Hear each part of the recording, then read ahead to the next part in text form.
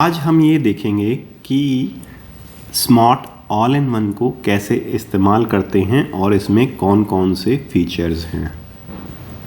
सबसे पहले आपको जाना है प्ले स्टोर पर। याद रहे ये केवल एंड्रॉयड फ़ोन में ही उपलब्ध होता है। तो सबसे पहले आपको प्ले स्टोर में जाना है, वहाँ पर लिखना है स्मार्ट ऑल इन वन। ये जो पिक्चर है इसको आप देख लीजिए, ये जो ऑरेंज कलर की अम्ब्रेला है इस टाइप का ही वहाँ लोगो होगा, उसको आप इंस्टॉल कर लेंगे। एक बार जब ये इंस्टॉल हो जाएगा तो आपके मोबाइल पर इस तरीके का एक आइकॉन दिखाई देगा। इस पर क्लिक करेंगे तो ये ओपन हो जाएगा। आप देख सकते हैं इसमें काफ़ी सारे फीचर्स हैं जिसमें प्रीमियम प्रेजेंटेशंस भी हैं और बहुत सारी चीज़ें हैं। जैसे इसमें प्लान प्रेजेंटेशन है, प्रीमियम प्रेजेंटेशंस हैं, मैजिक मिक्स है, नीड एनालिसिस है, क्विक प्रेजेंटेशंस हैं। इसमें ऐसी काफ़ी सारी चीज़ें हैं जो आपके काम आ सकती हैं। लेकिन हमारे लिए सबसे जो इम्पोर्टेंट चीज़ है वो यहाँ पर आप देखिए प्लान प्रेजेंटेशन है।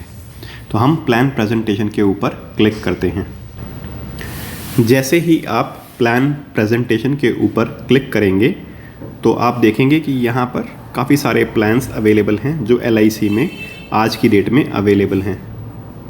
और इन प्लान्स की प्रेजेंटेशन कैसे बनेगी उसके ऊपर हम चलते हैं। सबसे पहले हम एक एग्जाम्पल लेके चलते हैं।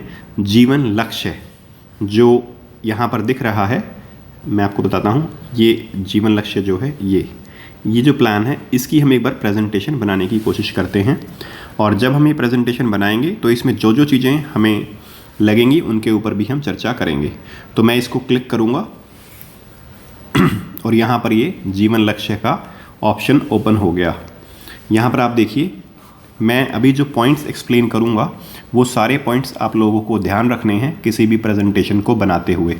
सबसे पहले यहाँ पर नाम डालेंगे।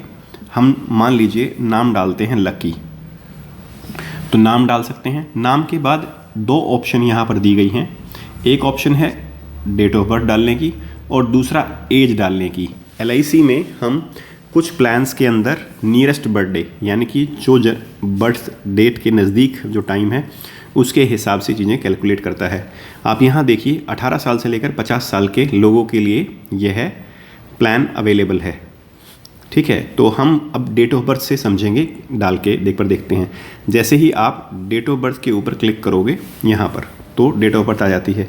मान लीजिए मैं डाल देता हूँ 11 दिसंबर 2000। तो इसके हिसाब से जैसे ही मैंने ओके क्लिक किया आप देख सकते हैं यहाँ पर एंटर एज वो ऑटोमेटिकली ही जो सूटेबिलिटी है उसके हिसाब से उठा लेता है एज। तो यहाँ पर इसने 24 की एज को उठा लिया है। अब सिलेक्ट टर्म, जैसे ही आप यहाँ पर इस पॉइंट के ऊपर क्लिक करेंगे, ये छोटा सा पॉइंट दिया हुआ है नीचे की तरफ डाउन एरो, इस पर क्लिक करेंगे तो आप देखेंगे कि यहाँ पर डिफरेंट टर्म्स जो हैं वो ओपन हो जाती हैं। 13, 14, 15, 16 और 25 साल तक ये टर्म अवेलेबल है। एक एग्जाम्पल लेते हैं। मान लेते हैं हमें 25 साल के लिए कोई प्रेजेंटेशन बनानी है, यानी कि जिसकी कस्टमर की जो एज है वो 24 है और हमने 25 साल पे उसको मैच्योरिटी देनी है। तो यहाँ पर हर फीचर को आप देखते चलिए। टर्म हमने सेलेक्ट की 25। तो इस जो जीवन लक्ष्य है इसका एक फीचर है, यहाँ से आप देखेंगे कि 22 साल यानी कि जो कस्टमर को प्रीमियम भरना है वो 22 साल तक भरना है। इसके बाद नेक्स्ट नीचे चलते हैं। देखिए यहाँ पर 3 ऑप्शंस दी गई हैं, सम अश्योर्ड, प्रीमियम और मैच्योरिटी। तो हमेशा ही जब भी हम इस कैलकुलेटर का इस्तेमाल करेंगे तो अलग अलग टाइम पे अलग अलग जो ऑप्शंस हैं उनको इस्तेमाल करेंगे। कई बार हमें जैसे कस्टमर बोलता है 10 लाख की पॉलिसी चाहिए तो सम अश्योर्ड डालेंगे 10 लाख, क्योंकि 10 लाख रुपए की पॉलिसी हो गई। यानी कि सम अश्योर्ड से मतलब क्या हो गया, उसका इंश्योरेंस कवर 10 लाख है। कई बार ऐसा होता है कस्टमर कहता है मैं मंथली 5,000 रुपये दे सकता हूँ, तो यहाँ पर आप प्रीमियम सेलेक्ट करेंगे उस वक्त, क्योंकि अभी कस्टमर ने ये नहीं कहा कि वो 10 लाख की पॉलिसी लेना चाहता है। अब की बार कस्टमर कह रहा है कि मैं 2,000 रुपये, 3,000 रुपये या 5,000 रुपये मंथली सेव कर सकता हूँ या एनुअली सेव कर सकता हूँ। तो उस हालात में हम प्रीमियम सेलेक्ट करेंगे। और कई बार ऐसा भी होता है, कस्टमर कहता है मुझे 25 लाख की मैच्योरिटी चाहिए, यानी कि उसे इंश्योरेंस का भी नहीं मालूम, उसे ये भी नहीं मालूम कि उसे कितना प्रीमियम देना है, उसे वह चाहता है कि मैच्योरिटी के हिसाब से ही हम सारी कैलकुलेशंस करें। तो जो ये रेडियो बटन यहाँ पर दिया गया है, रेडियो बटन, इसके हिसाब से आप देखेंगे तो यहाँ पर सम एश्योर्ड सेलेक्टेड भी हो सकता है, कई बार सम एश्योर्ड भी सिलेक्ट हो सकता है, प्रीमियम भी सेलेक्ट हो सकता है और मैच्योरिटी भी सेलेक्ट हो सकती है। तो अभी मैं फ़िलहाल जो कैलकुलेशन दिखाऊंगा आपको वो हम प्रीमियम के हिसाब से दिखाते हैं। अभी मैंने जो प्रीमियम है वो यहाँ पर क्लिक कर दिया है। अब कस्टमर कहता है मैं 5,000 रुपये मंथली दे सकता हूँ। तो पहले मैंने यहाँ जो मंथली है मोड वो सेलेक्ट किया, ये जो ऑप्शन है ये मैंने मंथली सेलेक्ट किया है और इसके बाद अब मैं यहाँ पर अमाउंट डालूँगा 5,000 रुपीज़। तो अब ये 5,000 पर मंथ का प्रीमियम हो गया। अगर कस्टमर कहता है मुझे 50 लाख रुपए की मैच्योरिटी चाहिए तो आप मैच्योरिटी पे क्लिक करके फिर 50 लाख डालेंगे यहाँ पर, तो कैलकुलेशन उसके हिसाब से आएगी। अभी फ़िलहाल हम मंथली की बात कर रहे हैं तो मंथली हम 5,000 रुपये के हिसाब से ही लेके चलते हैं। उसके बाद यहाँ पर आप कई सारी इमेजेस दी जाती हैं, फैमिली की इमेज है, उसके बाद दूसरी फैमिली की इमेज है, यहाँ पर रिटायरमेंट की इमेज है। तो अलग अलग इमेज जैसे आपको ठीक लगे उसी हिसाब से अपनी इमेज आप सेलेक्ट कर सकते हैं, राइट। इसके बाद आते हैं नीचे की तरफ चलते हैं यहाँ पर, तो कस्टम फुल पेज इमेज भी डाल सकते हैं, काफ़ी कुछ चेंज कर सकते हैं, लेकिन इसमें ज़्यादा समय नहीं देना चाहिए। आप सीधा सीधा सा नीचे की तरफ चलिए। तो अब ये कह रहे हैं यहाँ पर कि आपका प्रोफाइल जो होता है वो भी इसमें ऑप्शन होता है। जब जैसे ही प्रेजेंटेशन इसको इंस्टॉल करोगे इस कैलकुलेटर को, तो आपके को अपने बारे में भी कि आपका नाम, आपकी ईमेल आईडी, आपका फ़ोन नंबर, आपका डेसिग्नेशन वो भी आप डाल सकते हैं। तो अगर आप चाहें तो अपना प्रोफाइल भी हाइड कर सकते हैं, लेकिन इसकी कोई ज़रूरत नहीं है क्योंकि हमें रेगुलर बेसिस पे हम चाहते हैं कस्टमर उसे खोले तो हमारी इन्फॉर्मेशन उसके पास जाए, तो हम इसको नहीं करेंगे। अब मैं आपको बताऊंगा कि ये जो सारी टर्म्स एंड कंडीशंस हैं ये किस तरह से इस्तेमाल होती हैं, इनके क्या क्या बेनिफिट्स हैं। तो हर चीज़ को थोड़ा ध्यान से देखिएगा। सबसे पहले मैं बात करता हूँ ADDB, ठीक है। तो यहाँ पर आप देखिए ADDB का मतलब होता है एक्सीडेंटल डेथ और डिसेबिलिटी बेनिफिट, यानी कि अगर हम इस राइडर को लेते हैं तो अगर कभी एक्सीडेंट होता है तो उस केस में, एक्सीडेंट से डेथ होती है, एक्सीडेंटल डेथ, तो जो भी हम यहाँ पर सम एश्योर्ड लेंगे, AB सम एश्योर्ड जो लिखा हुआ है ये वाला, तो उतना अमाउंट एडिशनल मिलेगा एक्सीडेंटल डेथ के केस में। और यहाँ पर एक है डिसेबिलिटी बेनिफिट। डिसेबिलिटी बेनिफिट का मतलब होता है अगर कस्टमर कभी पूरी तरह से डिसेबल हो जाता है, यानी कि परमानेंट डिसेबल हो जाता है, तो बहुत सारी पॉलिसीज़ में एक ऑप्शन है जिसमें उसको 1% ऑफ द सम अश्योर्ड, जो जितने की पॉलिसी है जो सम अश्योर्ड निकल के आएगा उसका हर महीने मिलेगा अगले 10 सालों तक, 10 ईयर्स तक उसे डिसेबिलिटी बेनिफिट का फीचर मिलेगा 1%। यानी कि अगर 10 लाख रुपए की पॉलिसी बनी तो 1% हो गया 10,000 रुपये हर महीने मिलेगा, हर महीने मिलेगा 10 साल तक, और उससे इंस्टॉलमेंट भी नहीं ली जाएंगी, और फाइनली उसे मैच्योरिटी भी मिलेगी। तो ये डिसेबिलिटी बेनिफिट का फीचर है। तो ये हो गया एक्सीडेंटल डेथ और डिसेबिलिटी बेनिफिट। याद रखिए यहाँ पर दो ऑप्शंस हैं, एक ऑप्शन है एक्सीडेंटल बेनिफिट की और दूसरी है accidental death and disability benefit की। हम एक ही चीज़ सेलेक्ट करेंगे, कस्टमर के लिए फेवरेबल रहता है हमेशा ये वाला फीचर। तो accidental death and disability benefit वाला फीचर ही हम क्लिक करके चलेंगे, ठीक है। इसके बाद हम चलते हैं दूसरे वाले राइडर के ऊपर। ये टर्म राइडर है। तो टर्म राइडर क्या होता है, आपको अगर जो भी टर्म राइडर इसमें डालना है एक बार देखते हैं। टर्म राइडर का मतलब जैसे मिनिमम 1 लाख रुपए का इंश्योरेंस है और यहाँ पर हमने 10 लाख रुपए कर दिया, तो जितने का हम सम एश्योर्ड लेंगे, यानी कि जब हम कैलकुलेट करेंगे प्रेजेंटेशन तो हमें समझ में आएगा कि टर्म राइडर क्या है। तो अगर मान लीजिए हमने 10 लाख रुपए की पॉलिसी ली है,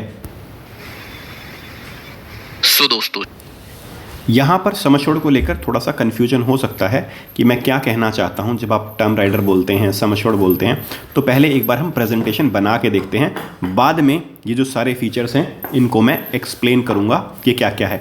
जैसे अब वापस यहीं आते हैं, हमने जीवन लक्ष्य पे लक्की नाम के व्यक्ति के लिए एक प्रेजेंटेशन बनानी है, जिसमें उसको 25 साल के बाद मैच्योरिटी चाहिए। जब तक 22 साल तक वो भरेगा, पेमेंट करेगा, और उसने मंथली प्रीमियम 5,000 रुपये लिया है। नीचे स्क्रॉल करके जाएंगे, कैलकुलेट पे क्लिक करेंगे। अब ये कह रहा है टर्म राइडर यहाँ पर मैंने इसको हटा लेते हैं थोड़ी देर के लिए, ठीक है अभी, और उसके बाद हम कैलकुलेट करते हैं। तो जैसे ही आप कैलकुलेट करोगे आप देखोगे यहाँ पर इसका नाम आ गया, नाम आने के बाद इसकी एज, इसकी डेट ऑफ बर्थ आ गई, जीवन लक्ष्य प्लान आ गया, और प्रीमियम एंड बेनिफिट इलस्ट्रेशन जो इसके नीचे है यहाँ पर वो लिखा हुआ आ गया। अब हमने तो मंथली कैलकुलेट किया था 5,000 रुपये, लेकिन आप देखिए सम अश्योर्ड ऑटोमेटिकली आ गया 13,10,000 रुपये। टर्म 25 साल हमने सेलेक्ट की थी, प्रीमियम पेइंग टर्म 22 साल हमने सेलेक्ट की थी, और देखिए हमने ADDB सेलेक्ट किया हुआ था तो यहाँ पर आ गया एक्सीडेंटल डेथ और डिसेबिलिटी बेनिफिट, यानी कि 13,10,000, जो कि हमेशा सम अश्योर्ड के बराबर ही होता है, ठीक है। तो आमतौर पर जो जितना सम अश्योर्ड है, जितना सम अश्योर्ड यहाँ पर लिया हुआ है, उतना ही ADDB का अमाउंट होता है। इसके बाद थोड़ा सा नीचे स्क्रॉल करके देखेंगे तो देखिए अलग अलग टाइम पीरियड पर अलग अलग प्रीमियम आता है।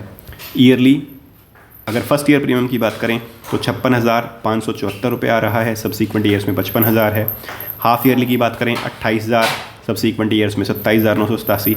इसका रीज़न क्या होता है, अगर आप इसको देखेंगे तो फर्स्ट ईयर में जो GST है वो 4.5% होता है, और सब्सीक्वेंट ईयर्स में जो GST है वो 2.25% होता है, राइट। तो इसी एंगल से क्वार्टरली, हाफ ईयरली और मंथली सारे ऑप्शंस अवेलेबल हैं। अगर आप इसको डिटेल में नहीं देखेंगे तो ये हाइड हो जाता है, राइट। इसके बाद बात करते हैं डेट बैक। ये एक टर्म है, आप समझिए, वीडियो भले ही थोड़ा सा लंबा हो गया लेकिन आपको चीज़ें समझ में आएंगी।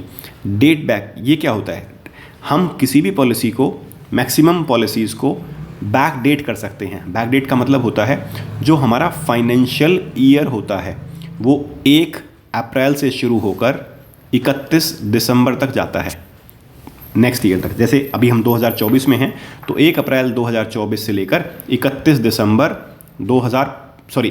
मार्च 2025 तक का एक फाइनेंशियल ईयर होता है। अब अगर मान लीजिए आज 1 दिसंबर है और मैं चाहता हूं कि पॉलिसी मुझे आज से नहीं, अपने किसी इम्पोर्टेंट डेट के कारण मैं पॉलिसी बैक से शुरू करना चाहता हूं, तो मैं 1 अप्रैल से लेकर अब तक कोई भी डेट चूज़ कर लूँगा और उस पर क्लिक करूँगा तो बैक डेटिंग का हमें पता चल जाएगा।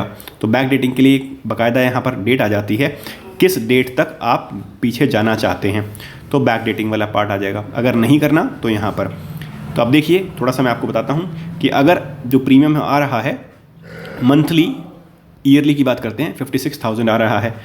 आज जो है 24 तारीख है, हम बैक डेट करने की कोशिश करते हैं। हम कोशिश करते हैं कि हम यहाँ पर हम उसको, ओके, आप देखिए मैंने 1 सितंबर से इसको बैक डेट कर दिया। तो जैसे ही 1 सितंबर से मैंने बैक डेट किया तो ये कैलकुलेट करेगा, ठीक है, ओके। तो बैक डेट का हो गया, तो ये बैक डेट का फीचर आ जाएगा। इसके आने से प्रीमियम में भी चेंज आता है, क्योंकि जितने आप पीछे जाएंगे उतने समय के लिए आपको प्रीमियम का इंटरेस्ट पे करना पड़ता है, राइट। तो हम इसको नो बैक डेटिंग ही लेके चलते हैं।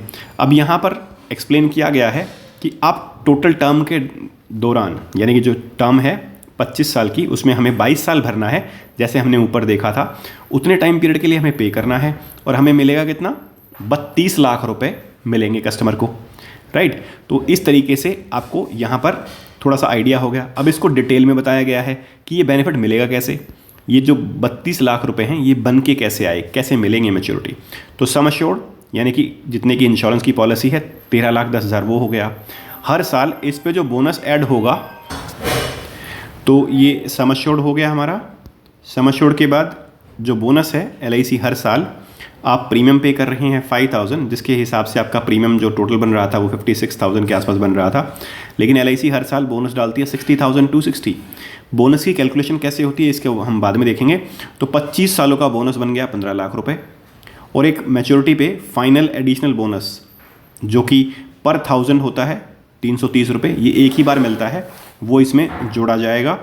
तो टोटल अगर हम बात करें 13 लाख रुपए की पॉलिसी है हमारी, 13,10,000 रुपये की, इसको अगर हम पर 1000 के हिसाब से डिवाइड करें तो 330 रुपीज़ 1,000 पे।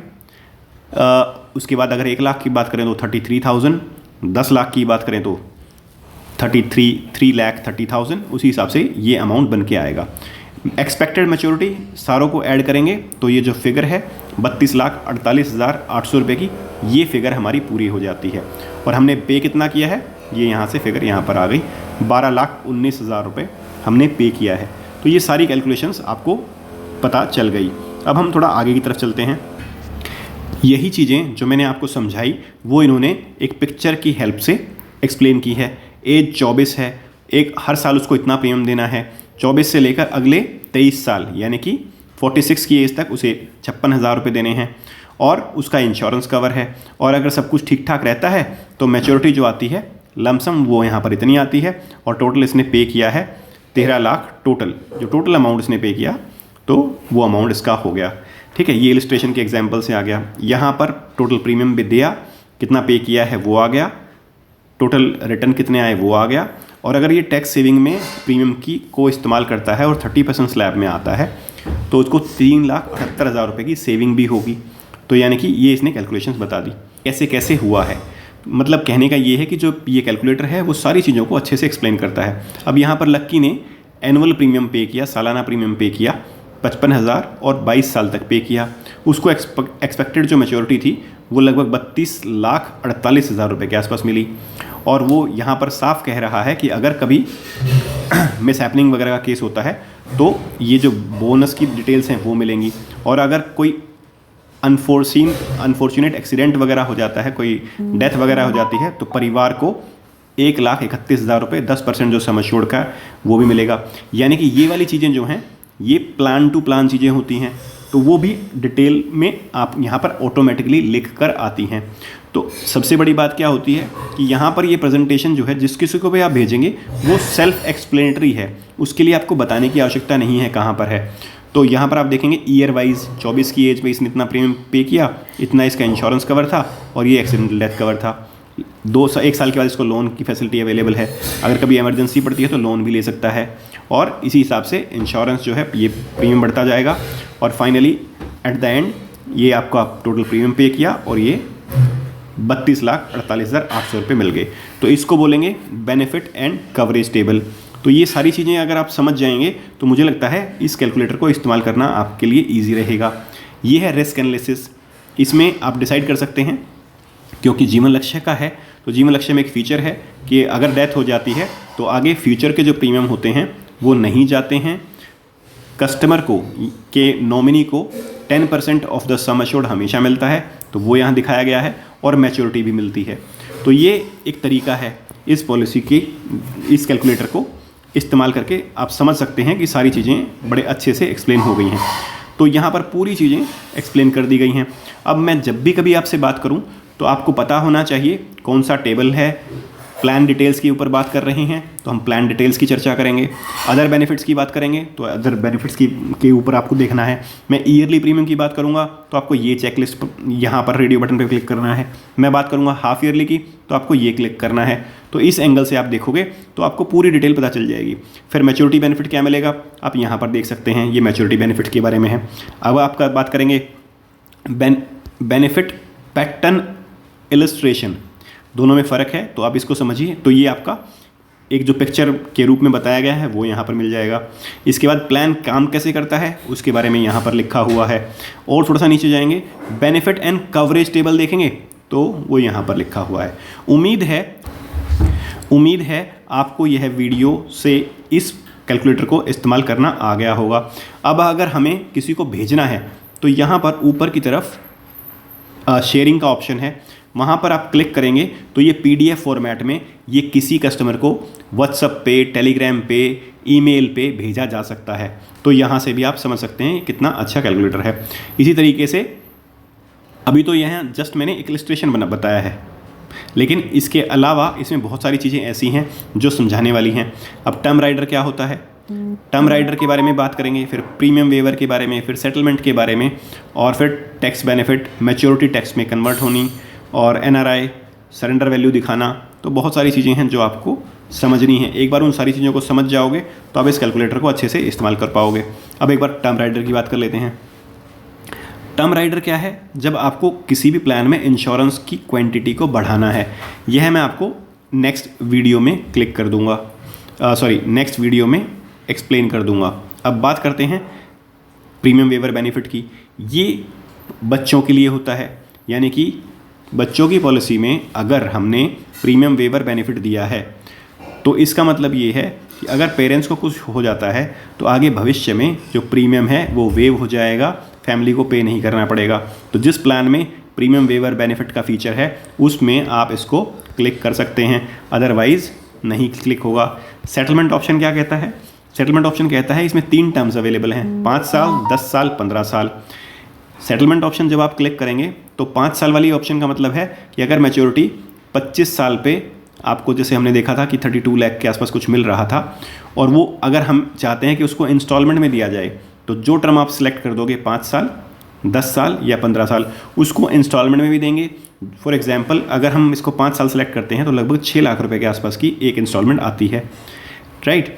तो 6 लाख रुपए के आसपास इंस्टॉलमेंट आती है, तो जो पैसा LIC के पास रह गया 24-25 लाख रुपया, उसके ऊपर LIC इंटरेस्ट भी देगी। तो अगर किसी को लगता है मुझे लमसम पैसा नहीं चाहिए तो वो सेटलमेंट ऑप्शन का यूज़ कर सकता है, राइट। इसके बाद ऑप्शन आती है हमारे पास टैक्स बेनिफिट। अगर कस्टमर टैक्स बेनिफिट वगैरह कैलकुलेशन यूज़ करना चाहता है तो वो भी हम शो कर सकते हैं।